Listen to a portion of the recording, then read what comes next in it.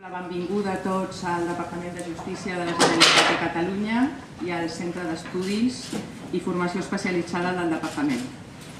Dono la paraula a la directora del Departament, Roser Bach i Fabregó.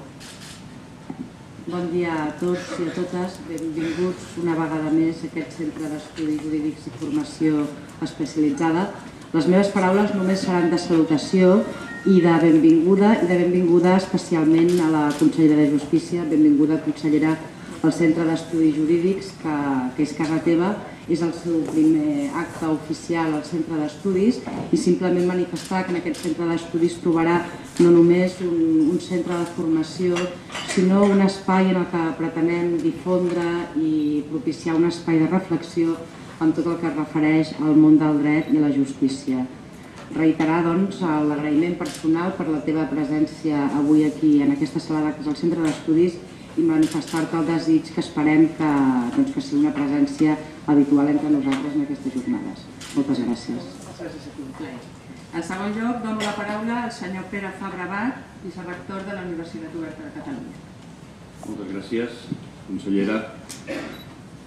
D'entrada voldria manifestar que estic aquí també en nom de la nostra rectora, de la doctora Imma Tovella, rectora de la Universitat Oberta de Catalunya, que per problemes físics realment va patir un accident fa poc, no ha pogut ser aquí i voldria ser amb tots nosaltres. Com vostès coneixen, la Universitat Oberta de Catalunya fa 15 anys que està treballant intensament en tot el tema de la formació, sobretot de la formació contínua, i en particular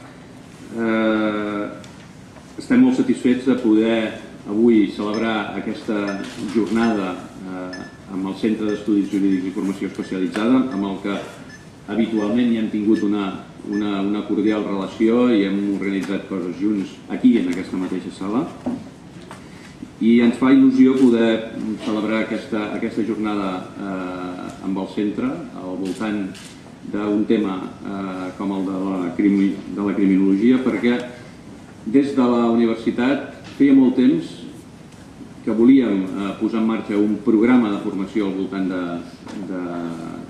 la criminologia. Finalment ho hem aconseguit i aquest any per primera vegada hem obert el grau de criminologia en el marc del nou espai europeu d'educació superior. Ja dic, feia anys que hi anàvem al darrere. Abans que féssim la transició a l'espai europeu, nosaltres ja teníem a punt en aquell moment una llicenciatura en criminologia. Es va tancar l'oportunitat de fer-ho perquè havíem de fer la transició a l'espai europeu. Ara que estem a l'espai europeu hem posat en marxa aquest nou grau, dintre de les activitats del qual s'emmarca una miqueta aquesta jornada. La jornada, com vostès veuran en els documents que els hi hem donat, vol ser una ocasió per abordar una reflexió al voltant de les necessitats del control social i de les tecnologies de prevenció del delicte en el si de la societat de la informació. Volem fer esment d'això, en el si de la societat de la informació. Creiem que estem en un moment de l'evolució de la nostra societat important, en què les tecnologies de la informació estan tenint cada cop més una incidència en tots els àmbits socials i també, per tant, en el món del tractament, la prevenció del delicte. No insistiré per aquesta via perquè segurament el director de la jornada, el professor Tamarit, que és el director del programa del grau de criminologia de la UOC, en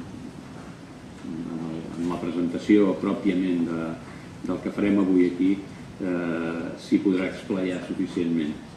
Jo només voldria agrair a tots vostès avui la seva assistència aquí, agrair a tots els ponents que han manifestat les seves ganes, la seva voluntat, alguns vinguts de fora, per tant, de ser avui i participar en aquesta jornada, agrair als estudis de dret i ciència política dirigits pel doctor Cerrillo la iniciativa que han tingut de poder organitzar avui aquesta jornada aquí, al professor Tamarit en particular per la feina que hi ha esmerçat fins ara, i de nou agrair al departament, aquí en la persona de la consellera, a la que dono l'enhorabona per l'assumpció d'aquest càrrec i li desitjo molta sort en els anys que venen, i al centre també per la bona acollida que sempre, i un cop més avui, també ens han donat. Per tant, els desitjo una bona jornada de treball i espero que tingui també els seus fruits en el marc del que serà també els nous estudis de criminologia de la UOC. Moltes gràcies a tots. Moltes gràcies, vicerector. Des del departament compartim les teves il·lusions i les teves paraules, i això em permet també traslladar a l'auditori la meva satisfacció per fet que el primer acte institucional com consellera de Justícia del departament, el Centre d'Estudis i Formació, sigui precisament la celebració de la primera jornada de criminologia organitzada conjuntament per la Universitat Oberta i pel Centre d'Estudis. Jornada que versarà sobre el tema de control penal i prevenció del delicte en la societat de la informació. Com ha dit el vicerector, aquesta jornada vol ser un moment de reflexió d'uns temes candents i importants a la societat que ens envolta. Pensem que el disseny d'una política criminal, racional i de base empírica exigeix comprendre l'evolució de les sensibilitats i de les demandes socials, l'estat de la recerca respecte de les penes i de les formes del control social, la problemàtica específica dels delinqüents dels riscs, les oportunitats i els riscos de desenvolupament tecnològic, així com també els nous sectors i a l'àmbit de la comunicació. De totes aquestes qüestions suposo que es parlarà i reflexionarà en el dia d'avui. Si la recerca criminològica i la difusió dels seus resultats s'han permetres al segle XXI, l'empresonament del delinqüent deixi de ser la resposta predominant a la criminalitat atesos als costos personals, socials i econòmics, pensem que és el moment de valorar quines són les causes per les quals l'evolució social a molts països no responen a aquesta previsió i quines poden ser, en el seu cas, les solucions. Ens hem de preguntar també quins són els riscos, l'extensió de la xarxa i la sofisticació i intensificació del control per part d'una societat cada vegada més sensible i intolerant amb el risc. La investigació criminològica ha d'oferir explicacions a una paradoxa. El progrés social i econòmic i el desenvolupament tecnològic no van acompanyats necessàriament d'una reducció de la resposta penal més dura i disfuncional basada en l'ús prioritari de la presó. La jornada es centrarà en diverses qüestions que es posarà a prova la capacitat de la societat de desenvolupar mecanismes de prevenció no centrats en el sistema de justícia penal i entre ells de caràcter penal aquells que no recorren principalment a la presó. S'examinaran en primer lloc les mesures de prevenció situacional i comunitària, la relació entre la política criminal pública i la mobilització del sector privat en l'àmbit de la criminalitat empresarial o informàtica. En segon lloc, s'abordaran els aspectes referits al control penal, concretament els que afecten a l'ús de les noves tecnologies al servei del control dels penats, a la comunitat com a referència de la reacció penal i de la reinserció social dels penats. I finalment s'estudiarà la problemàtica dels delinqüents del risc i les possibilitats que ofereix la recerca criminològica de cara a la detecció i avaluació de les situacions de risc, així com les respostes de tipus preventiu, atenent especialment a la nova mesura de seguretat de la llibertat vigilada, introduïda en el cas espanyol per la reforma del Codi Penal que va entrar en vigor el passat mes de desembre. En conseqüència, la distribució de la jornada d'avui donarà l'oportunitat d'escoltar 3 blocs de ponències. En primer lloc, la de polítiques de prevenció del delicte a la societat de la informació, a càrrec del senyor Marcelo Aibí, professor de Criminologia de la Universitat de Lausanne i secretari de la Societat Europea de Criminologia, i del senyor Íñigo Ortiz de Urbina, professor de Dret Penal i Criminologia de la Universitat Pompeu Fabra.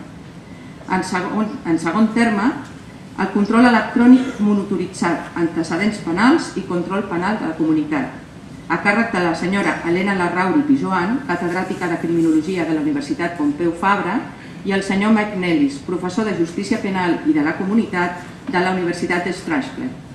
En tercer lloc, el control i tractament dels delinqüents del risc, la llibertat vigilada. Aquesta ponència correrà a càrrec del senyor Antonio Andrés Puello, catedràtic de Psicologia de la Universitat de Barcelona i del senyor Ramon García Albero, catedràtic de Dret Penal de la Universitat de Lleida. Tots ells, ponents de primer nivell en aquesta matèria, de ben segur faran aportacions que serviran de reflexió als interrogants que abans hem apuntat. Per tot això, ja puc declarar inaugurada aquesta jornada, emmarcada en la ja tradicional activa, exitosa i profitosa línia d'actuació de col·laboració del Departament de Justícia i les universitats catalanes a través del Centre d'Estudis i Formació Especialitzada, desitjant que sigui de l'interès de tots els assistents i confiant la seva celebració tant a la directora del centre com al professor Camell. Moltes gràcies a tots i moltes gràcies per la seva atenció.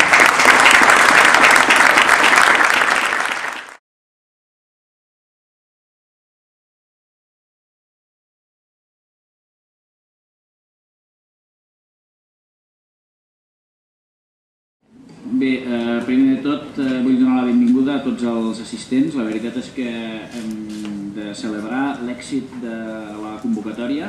En una setmana vam aconseguir pràcticament 300 inscripcions i després hem hagut de gestionar el programa, hem hagut d'habilitar una sala anexa. El centre d'estudis, la veritat, ha fet tots els esforços perquè així, en cas que no hi capiguem aquí i tothom que s'ha apuntat finalment vingui, que ningú es quedi fora.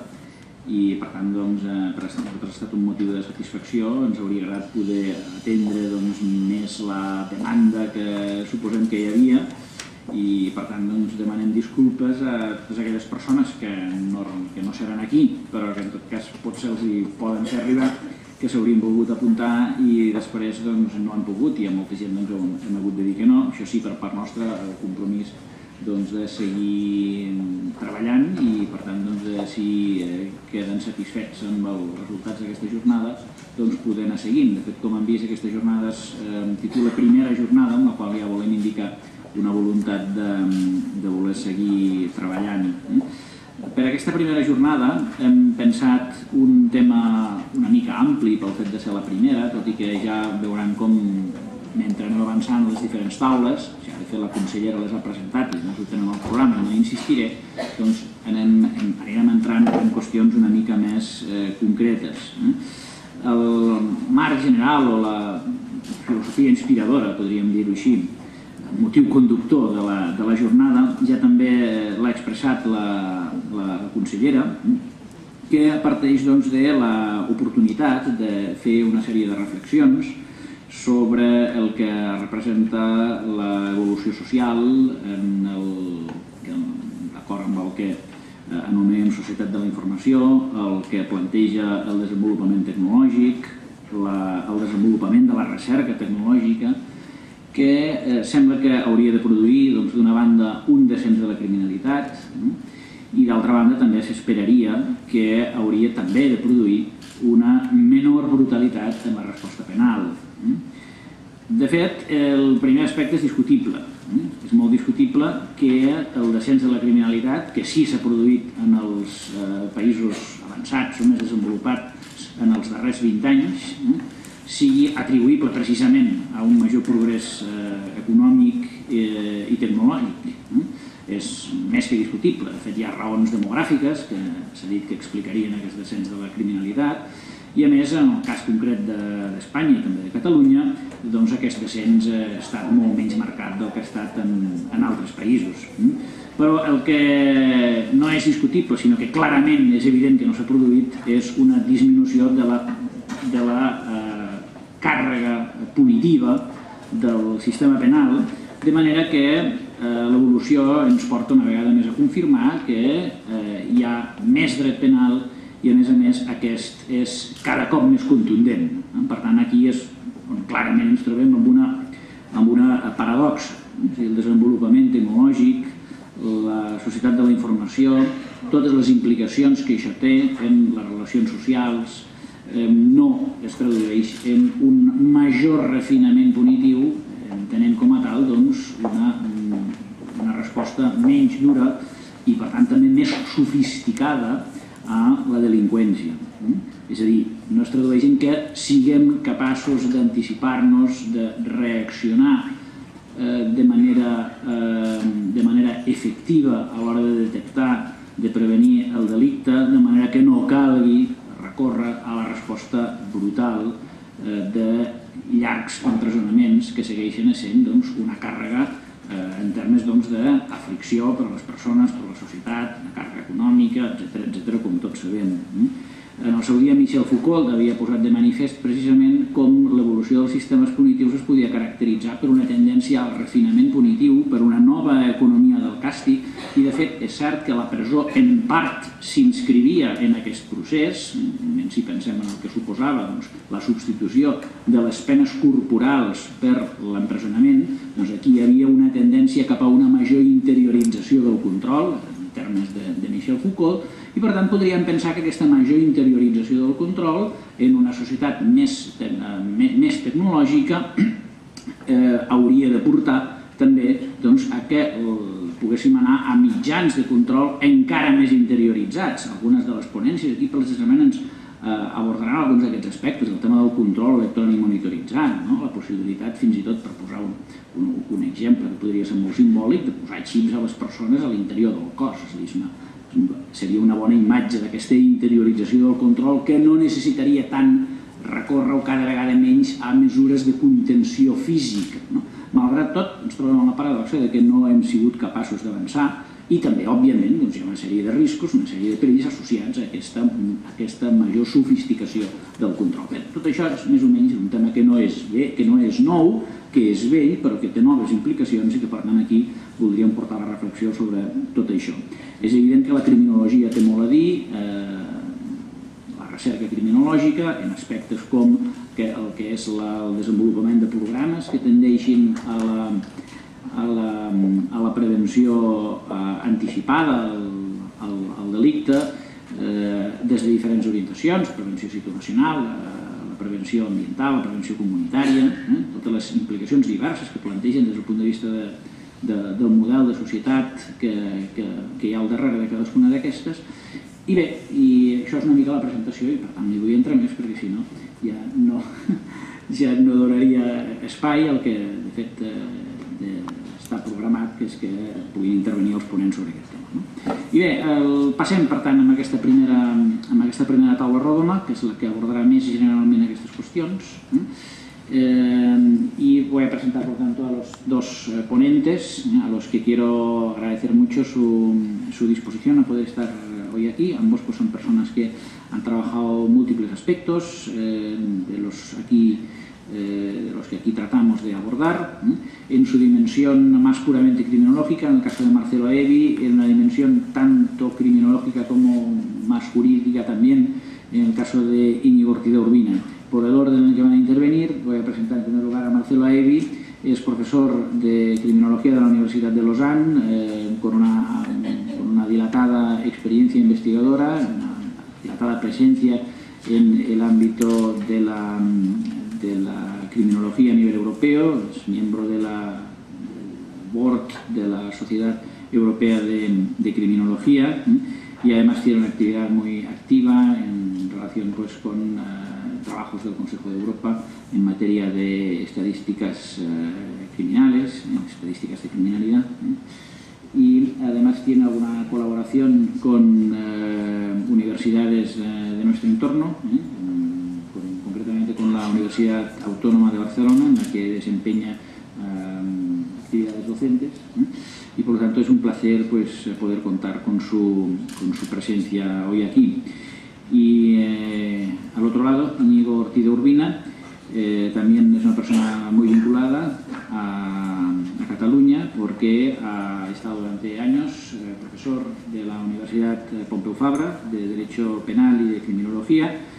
No se ha desvinculado totalmente además, aunque él es madrileño de origen y además actualmente está más en Madrid por el hecho de que es asesor ministerial, asesor del Ministro de Justicia, lo cual pues supone, pues, como se puede imaginar, una responsabilidad importante, asesoramiento en todo lo que tiene que ver con reformas penales, y por tanto pues hacer llegar ahí donde se toman decisiones pues lo que la comunidad científica pues conoce y trata de conocer mejor sobre los distintos temas sobre los que se tiene que decidir. Es una persona también, pese a su juventud, pues, que tiene una experiencia y una formación tremendamente sólida, como muestran pues, sus publicaciones, por ejemplo su monografía sobre el positivismo, por no decir otras, o estudios sobre análisis económico del derecho, labradas pues, en estancias de formación en el extranjero, en Harvard, en universidades alemanas. Y bien, ya sin dilatar más, por lo tanto, el comienzo de esta primera mesa, pues ya paso la palabra a Marcelo Aell. Muchas gracias. Buenos días. El tema de esta mesa son las políticas de prevención del delito en la sociedad de la información. Y creo que para poder entendernos sobre lo que vamos a hablar deberíamos detenernos un poco justamente en los términos que se encuentran en ese título.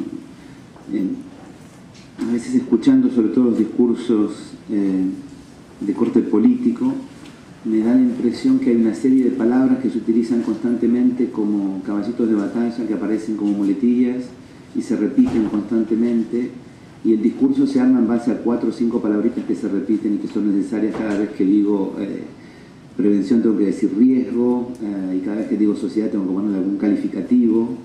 Y yo siempre fui enemigo de los calificativos porque sigo los consejos de Hemingway, que aconsejaba eliminar todos los adjetivos cuando se hablaba, ¿no?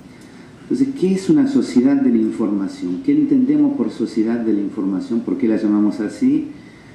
Lo primero que pensé, claro, pertenezco a los que nacimos en los años 60 y recuerdo una canción de The Police del año 1983 que se llamaba Too Much Information, Dice, demasiada información metida en mi cerebro, cantaba Sting en 1983, mucho antes de Internet, mucho antes de todo lo que ahora es la sociedad de información, ¿no? Pasaron 30 años y recibimos probablemente 30 veces más información, tanta que no somos capaces de manejarla. Radio, televisión, internet, Facebook, Twitter, no tengo nada en contra de esto, no soy de los que piensan que todo el tiempo pasado fue mejor, al contrario. Pienso que los avances tecnológicos generalmente son positivos, como decís vos, antes nos moríamos de unas tuberculosis espectaculares, y menos mal que no hemos avanzado. Creo que es positivo, creo que por ejemplo la existencia de Internet habría evitado, por poner 2 ejemplos de países que me son cercanos, que el pueblo argentino estuviera durante 2 meses engañado durante la guerra de Malvinas sobre cómo iba la guerra, porque nadie podía consultar la información directa. Y por poner otro ejemplo, ya que estamos en España, probablemente una dictadura no podría durar 40 años sin información circular a la velocidad que circula ahora, porque cuando alguien dice algo, tiene la información del otro lado que te hace ponerla en duda. Pero esta idea justamente de tener dos fuentes de información me parece que es interesante. Es decir, en este momento recibimos información por diferentes canales, a tal punto que llegamos un poco a saturarnos de la cantidad de información. Es como cuando contratas una televisión de pago y te ofrece 250 canales. Cuando termino de hacer zapping estoy dormido. Entonces, ¿qué pasa con esto cuando hay tanta información? Partiendo de la idea que el ser humano es un animal de costumbres, que prefiere ciertas cosas, como uno prefiere ciertos restaurantes porque finalmente me conocen y me tratan como si estuviera en casa, termina en un momento eligiendo ciertos canales. De estos 250 canales de televisión terminaré viendo 3 o 4, porque si se fijan, por mantener este mismo ejemplo, los canales cuando miran el rating, los que siguen siendo los más vistos son los canales clásicos, la 1, la 2, la gente sigue siguiendo un camino particular, termina eligiendo algunas de estas fuentes, y cómo las elige, creo que aquí está el problema principal, las elige en general con la misma lógica con la que elegían el restaurante del que hablé antes. Eligen el que me hace sentir como en casa, eligen la fuente de información que piensa más o menos parecido a cómo pienso yo. Y esto me parece un error fundamental, porque hace muchos años, en vez de hablarse de sociedad de información, cuando se hablaba de los periódicos y los medios de comunicación, se les llamaba formadores de opinión. esta expresión desapareció con el tiempo, estuvo de moda durante una cierta época, formadores de opinión. Se supone que yo voy a formarme una opinión a través de estos medios de comunicación, ¿no? Y el razonamiento científico clásico es informarme desde diferentes medios para poder formar yo mi opinión. Lo que ha cambiado, me parece a mí, porque este razonamiento sería lógico, por ejemplo, si yo lo que quiero es saber qué película de cine voy a ver. Basta que encuentre un crítico de cine que piense como yo para que elija sistemáticamente las películas que él me recomienda. Puede ser bueno en este sentido, no digo que sea malo, pero aplicado a la formación de opinión es peligrosísimo, porque termino leyendo únicamente las cosas que piensan de la manera que pienso yo.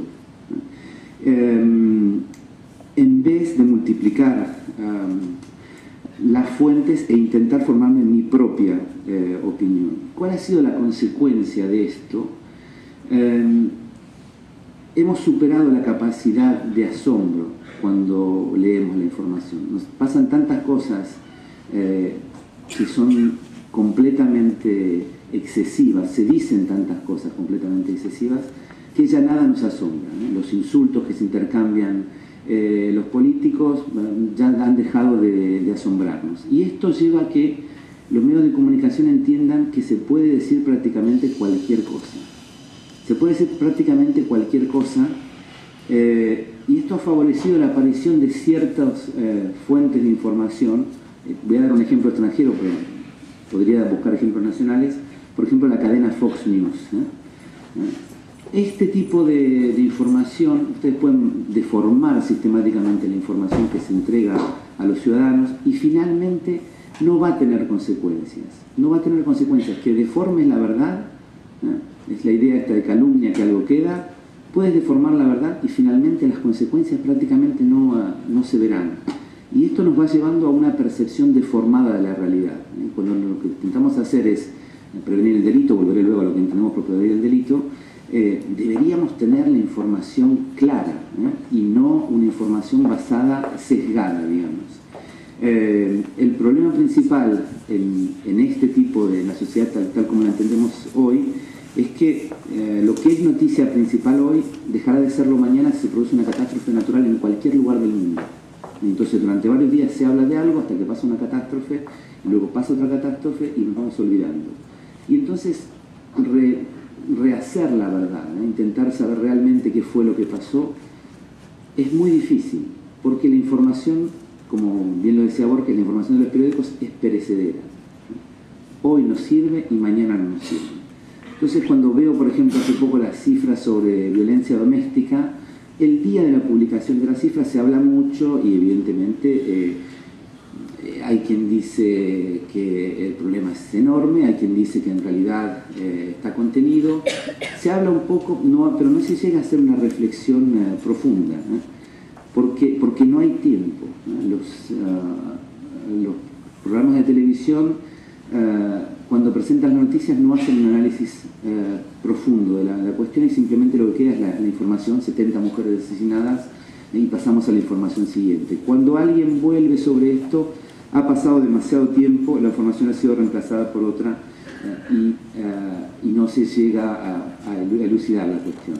Y para terminar con esto y ya pasar al tema de la prevención del delito, creo que el problema también fundamental por la forma en que circula la información es que si yo en algún momento consiguiera restablecer realmente las dimensiones de un problema, probablemente esta información no será jamás publicada en el periódico que la presentó o el canal de internet que la presentó de manera deformada.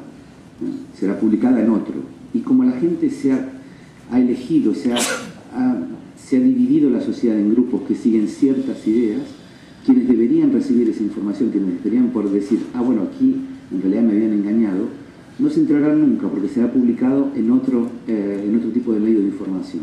Creo entonces, para resumir esta primera idea de la sociedad de la información, que en lugar de multiplicar las posibilidades para la mayoría de los ciudadanos de informarse de diferentes maneras, la consecuencia más directa para la mayoría de la población, no lo para todos, ha sido más una polarización de ideas. Entonces tienes, por ejemplo, un buen ejemplo que yo utilizaba cuando daba clase aquí era tomar por la mañana el periódico El País y el periódico La Razón, y ver cómo las mismas informaciones eran presentadas de manera completamente distinta. Entonces el que lee La Razón se forma una idea de la realidad y el que lee El País se forma otra idea de la realidad. Esto divide completamente la sociedad e impide el diálogo. Y la base de una política criminal racional, como se habló aquí, es el diálogo.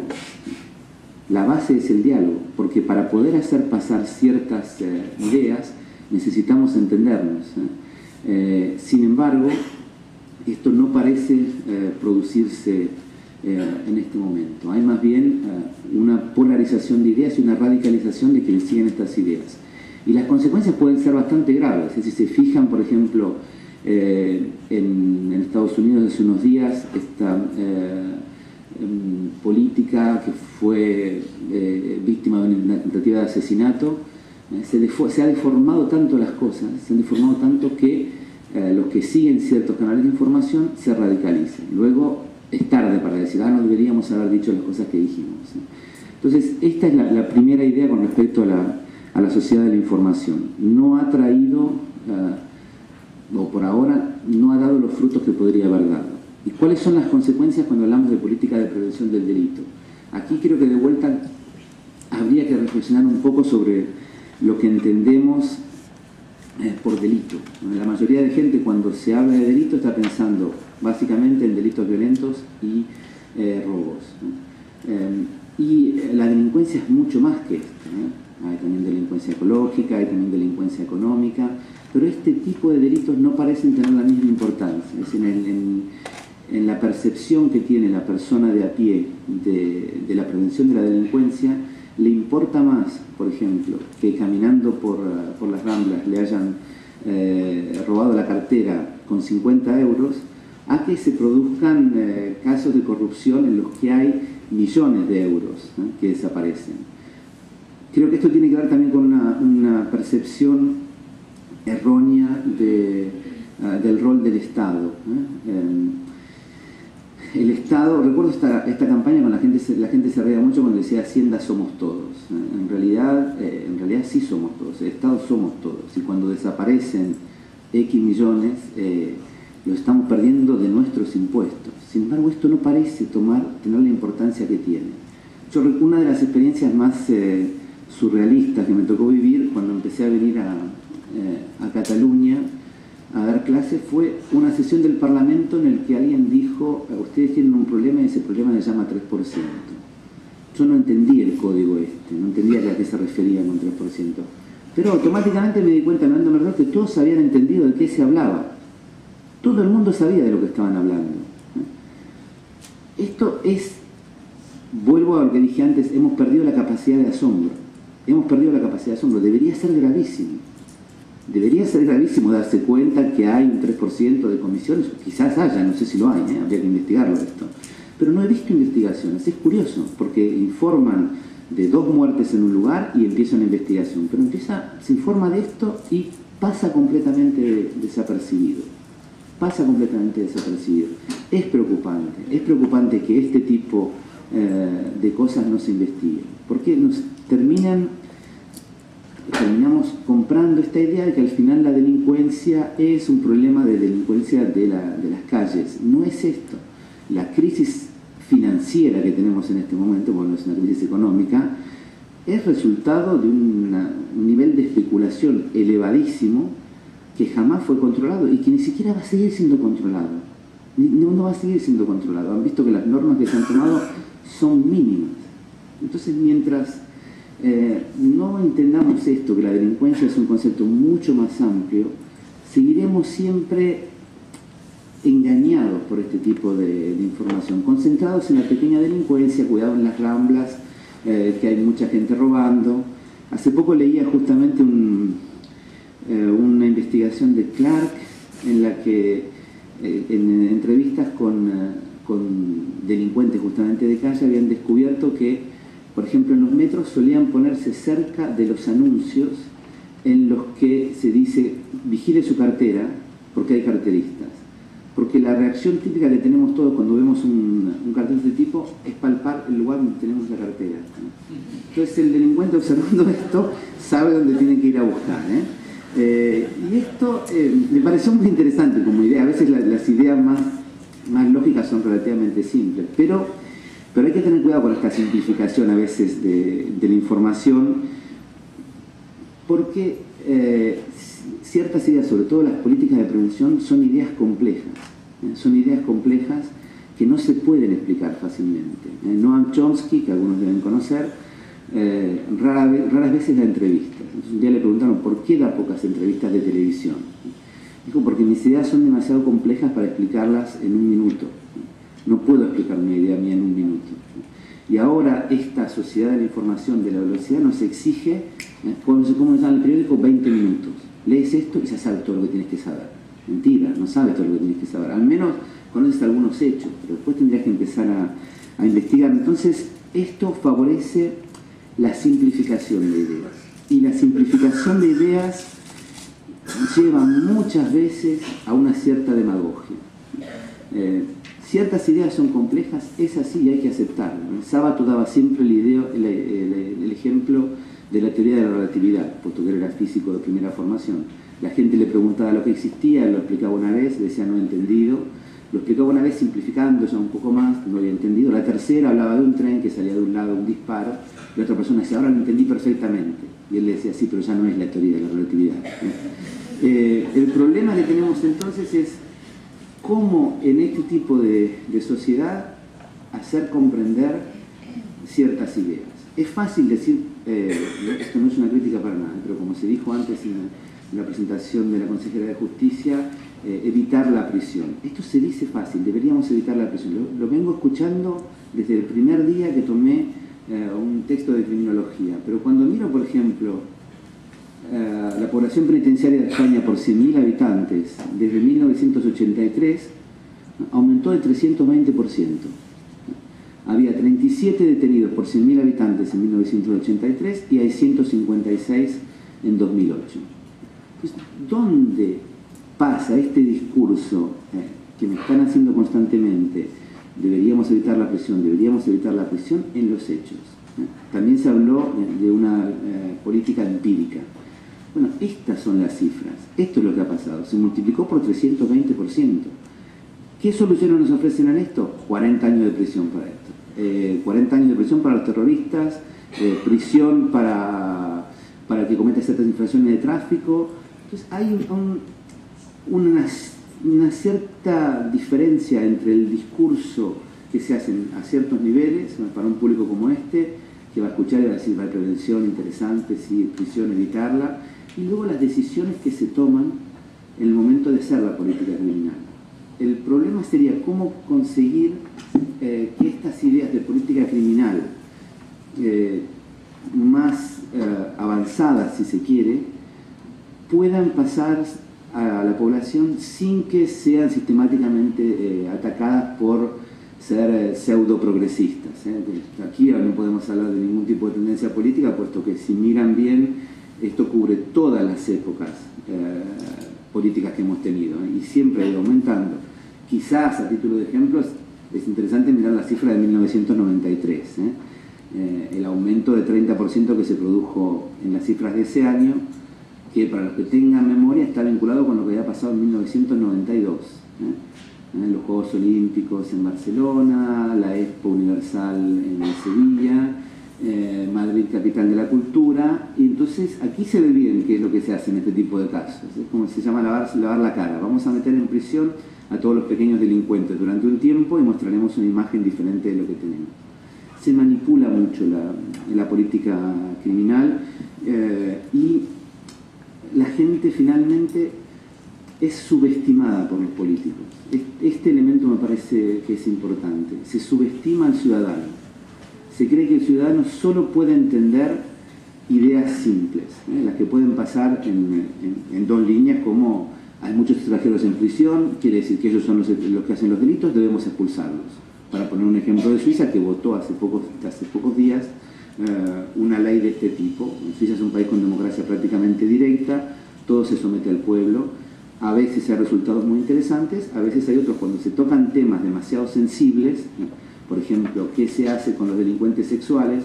Si sale una persona a hablar de un pedófilo que violó y mató a una niña o a un niño, es muy difícil tener un discurso racional frente a esto porque somos padres, esto nos toca directamente, entonces la información se simplifica una vez más y la gente termina optando por esta alternativa de la prisión. Pero hay una idea que aquí me parece fundamental y es que no se puede hacer política criminal, no se puede hacer una reforma penal tampoco, pensando que todos los sospechosos son culpables.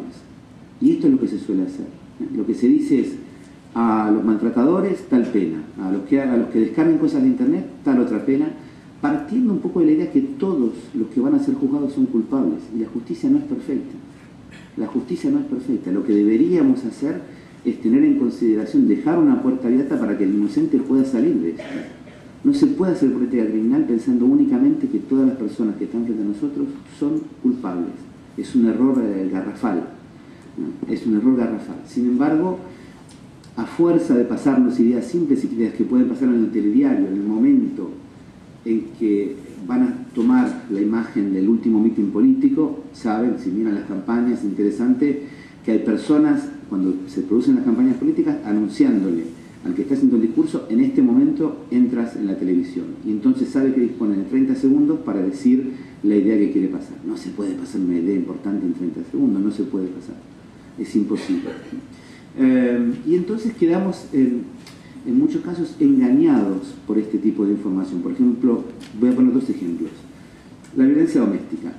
Claro, es un ejemplo que nadie quiere hablar de violencia doméstica porque hay un discurso, hay una especie de dictadura también de lo políticamente correcto, que es peligroso si uno no dice lo que se suele aceptar. Estas son las cifras del año 2006 presentadas por el Centro Reina Sofía. Quien observara, imaginémonos un observador externo, imaginemos que la sociedad desaparece hoy y dentro de 2000 años un arqueólogo llega y empieza a ver lo que hemos dejado como rastro en nuestra sociedad. Quien mirara un telediario tendría la idea de que vivimos en una sociedad extremadamente violenta. Nosotros cuando miramos a los egipcios, ¿qué sabemos de los egipcios? Lo que nos han dejado por escrito.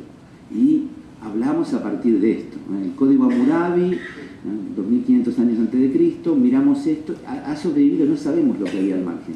Quien mirara un telediario tendría la idea de una sociedad extremadamente violenta. Y esa violencia, en el caso de la violencia doméstica, se explicaría únicamente, ya el nombre lo dice, por ciertas características culturales, o sea, la violencia machista. Pero claro, cuando miro las cifras, resulta que España está en la parte baja, no sé si se llega a ver bien, pero si miran, dejando de lado Mónaco, Malta, Liechtenstein, Islandia y Andorra, que son países con menos de 300.000 habitantes, en los que las cifras no son fiables, cuando empiezo con países que tienen un poco más de gente, encuentro Dinamarca con la tasa más baja, Eslovenia y España. Entonces, ¿cómo se hace? ¿Cómo puede ser entonces que Noruega, por ejemplo, que se supone que es un país que no tiene una cultura machista, tenga cifras mucho más altas? No estoy diciendo que la violencia doméstica no sea un problema, no estoy diciendo esto. Cada muerte es un problema. Lo que decía Hemingway en su famoso libro sobre la Guerra Civil Española, no preguntes por qué doblan las campanas, cuando van a entrar a alguien, están doblando por ti, morimos todos con cada persona que muera. Pero las cifras demuestran que la cantidad de personas asesinadas en España por violencia doméstica es una de las más bajas de Europa. Lo era en 2006, lo era también en 2003, este es más difícil, pero lo encuentran abajo, los únicos que tienen menos en este caso son Suecia, Italia y el Reino Unido. Sin embargo, este parece ser el discurso principal, es un problema mayor, hay que hacerlo, y vuelvo al título de las jornadas, que eran control penal. Lo que se puede decir en este momento es que el derecho penal ya ha hecho todo lo que podía hacer por la violencia doméstica. Una vez que se elimina la presunción de inocencia, el derecho penal no puede hacer más nada. Habría que pasar a otra cosa. Ya se ha hecho una ley y se aplica esta ley. Lo que no se puede exigir de esta ley es que dé resultados mágicos. No puede darlos, porque las cifras, esto es una cuestión estadística. Lo que pasa es que cuesta mucho hablar de estadística cuando estamos hablando de seres humanos. Pero es una cuestión puramente estadística. Las cifras son tan bajas que no puede haber hemos llegado prácticamente al mínimo que puede existir. Toda sociedad, esto lo sabemos desde que se publicaron las primeras estadísticas, produce una cierta cantidad de homicidios por año. Las cifras son tan bajas, 60 millones para una población femenina, redondeemos 22 millones de habitantes, es muy bajo estadísticamente. Entonces, que haya 10 más o 10 menos no puede interpretarse en términos de porcentajes, 15% de aumento, 30% de aumento. Son cifras que sería preocupantes si pasara de 60 a 90, pero de todas formas estamos hablando de cifras muy bajas. Sin embargo, este tema ocupa constantemente la mayoría del discurso político. Es más simple hablar de esto que hablar de cosas más complejas. Por ejemplo, si miran las cifras de la Organización Mundial de la Salud, las últimas disponibles para España son de 2006, el homicidio representa 0,8 muertos por 100.000 habitantes. Las muertes por accidente de trabajo representan 1,56, es el doble. El suicidio representa 6,23 y las muertes por accidente de tráfico casi 9. O sea que hay otros problemas. Y además de esto están los casos de corrupción que mencioné antes. Pero lo que es más fácil en este momento es simplificar el discurso, quedarnos en ciertos temas y proponer para estos temas las mismas soluciones de siempre. Tucídides, un filósofo griego, un historiador griego, escribía ya 500 años antes de Cristo que aumentando las penas, decía en esa época, hemos aumentado las penas hasta el máximo, hemos llegado a crear la pena de muerte. Y sin embargo, la gente sigue desafiando incluso la pena de muerte. Y hace el mismo razonamiento que yo hice 2500 años más tarde, con muy poca originalidad, diciendo que quien comete un delito no piensa que va a ser atrapado, porque nadie piensa que va a ser atrapado cuando hace algo. Es como si Fernando Alonso estuviera pensando que se va a matar en la próxima curva, no sería campeón del mundo. Cuando circula a 300 km por hora no piensa que le va a pasar algo. Cualquier persona que hace una actividad de riesgo la hace porque no piensa que le va a pasar algo. Si no, no lo haría. ¿No? Me voy a tirar del salto del elástico si estoy muriéndome de miedo antes de hacerlo. El que lo hace no tiene miedo.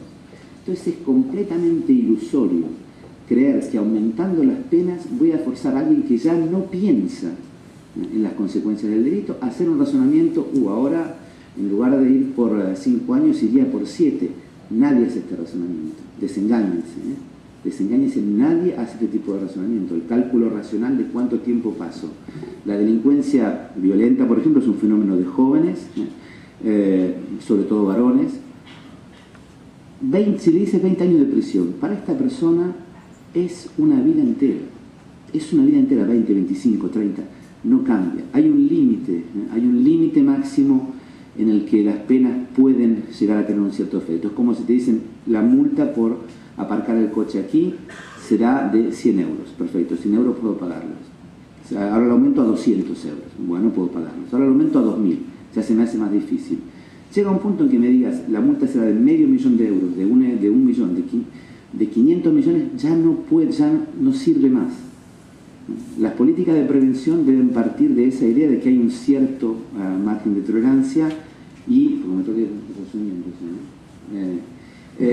creo que aquí es interesante plantearse entonces cómo habría que hacer esas políticas de prevención, si todo lo que hemos dicho hasta ahora es más que nada crítica, habría que terminar con algo positivo. Primero, como dije antes, no subestimar al ciudadano. Pensar que se le pueden explicar ciertos conceptos de manera racional. Una manera muy interesante de hacerlo es, por ejemplo, tomar en cuenta cuánto cuesta una persona en prisión por día. Que cuesta, según algunas cifras que he visto, está entre los 70 euros por persona y por día. Esto deberíamos reflexionar un poquito. Cuando digo que lo voy a poner 40 años en prisión, ¿qué estoy diciendo? 70 euros por persona y por día, hagan sus cuentas, son cifras enormes. Esto deberíamos explicarlo. ¿Cuánto nos cuesta a nosotros, ciudadanos, del lugar en el que estemos, poner a esta persona en prisión? ¿Y cuánto me costaría ponerla en rehabilitación? No es tan difícil explicar también las cuestiones de probabilidades a las personas. ¿Qué quiere decir cuando hay 50% de riesgo de reincidencia? No es tan difícil explicarlo. Se puede explicarlo fácilmente. Como quien toma un avión, te dicen hay una posibilidad en 100 millones de que el avión caiga. En realidad las posibilidades son dos. O el avión llega a destino o el avión no llega a destino. Cuando subes al avión son dos. El tema es que si se repitiera ese viaje millones y millones y millones de veces, una vez morirías y 999.999 no morirías, pero habría que repetirlo al infinito. Este tipo de cosas sinceramente se pueden explicar. Yo he visto, he citado un ejemplo negativo con respecto a la democracia directa en Suiza, pero podría citar un ejemplo positivo.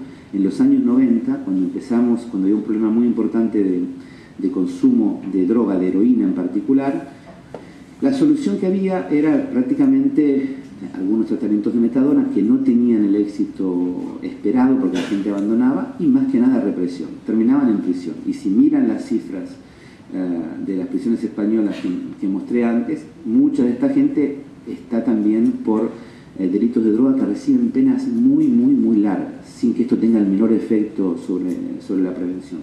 En aquella época Suiza dijo, vamos a intentar otra cosa, vamos a cambiar, que se propuso un programa de prescripción de heroína. Y la primera reacción de la gente fue, ustedes están locos, darle droga, que el Estado que persigue el tráfico de drogas, de droga, es una locura total. Sin embargo, el programa se pudo hacer básicamente porque los partidos políticos se pusieron de acuerdo. Porque dijeron, no te voy a insultar en la Cámara por lo que digas esto, pero me parece que tenemos un problema grave, o hacemos reventar las prisiones o intentamos otra cosa. Se hizo una evaluación externa, y ahí es donde entra la criminología, porque es muy lindo cuando dicen hay que hacer investigación, pero el problema es que esa investigación debería tener alguna influencia sobre la política criminal, debería en algún momento dar un fruto. ¿De qué me sirve que el Centro de Estudios Jurídicos publique 50.000 investigaciones diferentes si finalmente cuando se hace la política criminal nadie se acuerda de esta investigación, nadie cita una investigación? No he visto en los debates generalmente que se hacen, nadie dice tal investigación demostró tal cosa, Se introduce la pena de arresto de fin de semana, se la elimina unos años después diciendo no dio sus frutos. ¿Quién la había estudiado? ¿Quién la había estudiado? Fue estudiada cuando fue abolida. Es completamente ilógico. Para volver a mi ejemplo, finalmente el pueblo tuvo que votar, y a 55%, que es una mayoría interesante para un país que está calificado casi siempre como estando en el centro derecha, votó por mantener esos programas de prescripción de heroína. Uno de nuestros argumentos era que nos costaba mucho más barato, 20 euros por día, ahora el euro bajó un poco el curso, contra mucho más de 70 que nos cuesta en prisión una persona en Suiza. Hay formas racionales de crear una cierta política criminal, pero exigen un acto de voluntad por parte de las personas responsables de la política criminal y de los políticos en general. Exigen un acto de responsabilidad, exigen dejar de pensar únicamente en términos de caudal de votos y empezar a pensar en términos de los ciudadanos. Los delincuentes no son extraterrestres, ni son delincuentes 24 horas por día, nadie es 24 horas por día lo mismo, tenemos diferentes roles. Los delincuentes son personas que provienen de nuestra sociedad. Acá me van a decir que está la gente que proviene de sociedades extranjeras, pero en realidad yo parto siempre de un cierto cosmopolitismo, y no me parece que este argumento sea mayor. La mayoría de los delincuentes siguen siendo locales en la mayoría de países. Los ha producido nuestra propia sociedad. Ahí deberíamos preguntarnos dónde está el problema. No son personas que aparecieron un día, sino que se formaron con nosotros, ven las mismas cosas que ven con nosotros, y sin embargo cometen a veces ciertos delitos y tienen la mala suerte de ser atrapados. Otros no lo son, o otros son atrapados pero nunca se consigue juzgarlos. Pasa mucho con los delitos económicos, por ejemplo. Nunca se consigue llegar a una condena. Más preguntarnos, bueno, ¿cómo podemos integrar estas personas mejor en nuestra sociedad, puesto que las hemos producido nosotros mismos? ¿En qué hemos fallado? Y una cosa que me parece interesante, y con esto sí voy a terminar, es que la prevención comienza básicamente por la educación. No hay que ponerse siempre al final de la escala penal y hablar de una reforma penal, una nueva reforma penal. Hay que reflexionar un poquito desde el origen de esto. Hay una cierta manera de percibir las cosas que comienza directamente cuando somos muy pequeños. Por ejemplo, si yo le digo a mi hijo, no insultes, no digas estas cosas que están mal dichas, y el niño, cuando mira el noticiero, escucha las cosas que se dicen los políticos entre ellos, los epítetos que se dirigen, es algo completamente intolerable. Me parece de una bajeza increíble, las cosas que se atreven a decirse. Esto es un golpe muy fuerte para la educación general, porque si al presidente de gobierno o al líder de la oposición se le puede decir las cosas que se le dicen, todo está permitido, nadie se va a asombrar porque insulte, parece normal, parece normal. La educación permitiría una cierta cordura, una cierta mesura en estas cosas, permitiría un cierto debate. Mientras no haya debate, es imposible hacer políticas criminales racionales. Mientras lo que diga A es malo porque lo dijo A, y si se cae este techo es culpa del presidente, en este caso será la Generalitat, no se puede hacer nada racional. La única forma de crear en esta sociedad de la información, en la que tanta información circula, es que deje de circular por carriles paralelos y llegue a cruzarse en algún momento. Y entonces, lo que diga la razón se compare con lo que dice el país y digamos, debe estar la verdad en algún punto intermedio. No había 3 millones de manifestantes ni había 500.000. Algún punto debe haber en que pongamos ponernos de acuerdo.